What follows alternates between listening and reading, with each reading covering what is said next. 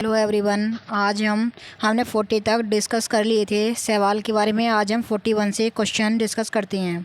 भूरे सवालों के सदस्य में होते हैं पर्णहरिम ए, पर्णहरिम सी, जैंथोफिल और कैरोटीनोइड। क्वेश्चन नंबर 42 है, भूरे सवालों में भूरा रंग किसकी उपस्थिति के कारण होता है। जो भूरे सवाल होते हैं उनमें हमारा जो भूरा रंग होता है वो फ्यूकोजैंथिन के कारण होता है। भूरे सवालों में खाद्य किस रूप में संग्रहित किया जाता है। मैनिटोल और लैमिनेरियन स्टार्च। विकल्प ए और बी दोनों।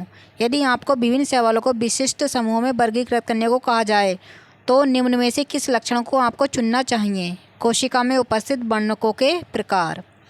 निम्न में से कौन सा कथन गलत है। एल्जिन लाल शैवाल से और कैरागीन भूरे शैवाल से प्राप्त होता है। भूरे शैवालों की कोशिका में हरित लवक होता है जो ए डैश और बी डैश में केंद्रीकृत रहता है। यहाँ ए और बी के लिए सही विकल्प चुनकर रिक्त स्थानों की पूर्ति कीजिए। ए रिक्तिका, बी केंद्रक। एक शैवाल जो मानव के लिए खाद्य के रूप में प्रयुक्त होता है वह है क्लोरेला। आधार, लगन, कटाव और प्रैपण किस पादप में बनते हैं। लैमिनेरिया। भूरे शैवाल में अलैंगिक जनन किसके द्वारा होता है। ऑप्शन नंबर बी आंसर है हमारा इसका। द्विकशाभीय युग्मक, नाशपाती के आकार के और दो असमान कसाव वाले। उस कथन को पहचानिए जो यह वर्णित करता है कि रोडोफाइसिल लाल रंग क्यों दर्शाते हैं। प्रकाश की वह तरंगदैर्घ्य जो पर्णहरिम द्वारा अवशोषित होती है वह शैवाल के अंदर उपस्थित फाइकोएरिथ्रिन को कर देती है। कारा के लिए निम्न में से कौन सा कथन असत्य है। ऑप्शन नंबर सी है हमारा ऊपरी पूधानी और निम्न अंडधानी। मतलब इसमें पूधानी होती है वो ऊपरी हिस्से में होती है और जो निम्न होती है वो होती है नीचे, मतलब नीचे की साइड होती है हमारा अंडधानी। वर्ग रोडोफाइसी के प्रकाश संश्लेषी वर्णक हैं पर्णहरिम ए और डी। वर्ग रोडोफाइसी के सदस्यों को लाल शैवाल कहा जाता है क्योंकि लाल वर्णक उपस्थित होता है और फाइक्रोएरिथ्रिन। फाइक्रोएरिथ्रिन में उपस्थित होता है पॉलीसिफोनिया। फ्लोरिडियन स्टार्च संचित भोजन है रोडोफाइसी। निम्न में से कौन सा सही युग्म नहीं है। वॉलबॉक्स, कॉलोनियल प्रकार, अकशाभिकीय। तालिका को ध्यानपूर्वक पढ़िए और रिक्त स्थानों की पूर्ति कीजिए।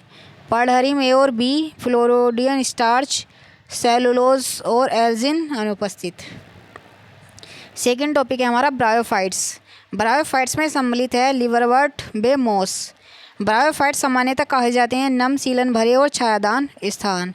ब्रायोफाइट्स को पादप जगत का उभयचर भी कहा जाता है क्योंकि ये पादप मृदा में रहते हैं लेकिन लैंगिक जनन के लिए जल पर निर्भर करते हैं। मोस नम स्थानों पर पाई जाती है क्योंकि इनके युग्मक जल में संलयित होते हैं। ब्रायोफाइट्स का पादप शरीर सुकायनुमा, ऊर्ध्वोर या सीधा एवं आधार से जुड़े रहते हैं, एक कोशिकीय या बहुकोशिकीय मूलाभास से।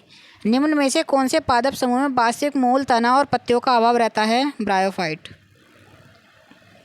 ब्रायोफाइट का मुख्य पादप शरीर ए डैश होता है, यह बी डैश उत्पन्न करता है इसलिए सी डैश कहा जाता है। ए बी सी के लिए सही विकल्प चुनकर एक स्थानों की पूर्ति कीजिए। ए हमारा एगुडित, बी हमारा कोनिडिया, सी है हमारा युग्मकोद्विद। ब्रायोफाइट्स में एक वयस्क पादप का होता है युग्मोद्विद। युग्मोद्विद पीढ़ी किसके जीवन चक्र में एक मुख्य अवस्था है। ब्रायोफाइट्स। ब्रायोफाइट का मादा जनन भाग कहलाता है स्त्रीधानी। ब्रायोफाइट में पूधानी ए डैश उत्पन्न करता है और मादा जनन अंग स्त्रीधानी बी उत्पन्न करता है। ए और बी संबंधित हैं। ए है हमारा द्विकशाभीय पुमाणु, बी है हमारा एक अंड। ब्रायोफाइट्स के जलीय पूर्वजों का सकारात्मक प्रमाण है पक्षमावी शुक्राणु। पीठ मोस है स्फैगमन। पादपों की जल अवशोषण की क्षमता रुई को प्रतिस्थापित करती है और ईंधन के रूप में उपयोग ली जाती है स्फैगनम।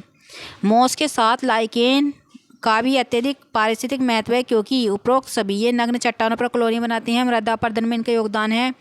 पारिस्थितिक अनुकरण में इनके योगदान के लिए मोस किस प्रकार मृदा की गुणवत्ता को प्रभावित करते हैं। मृदा अपर्दन को रोककर। दिए गए ए बी सी डी को पहचानिए। ए है हमारा संपुट, बी सीटा, सी बीजाणुद्विद, डी है हमारा युग्मकोद्विद। ए और बी को दर्शाइए पूधानी शाखा, स्त्रीधानी शाखा। नीचे दिए गए चित्र को देखिए। ए बी सी के लिए सही है। ए है हमारा स्त्रीधानी, बी है पूधानीधर, सी है गेमा कप।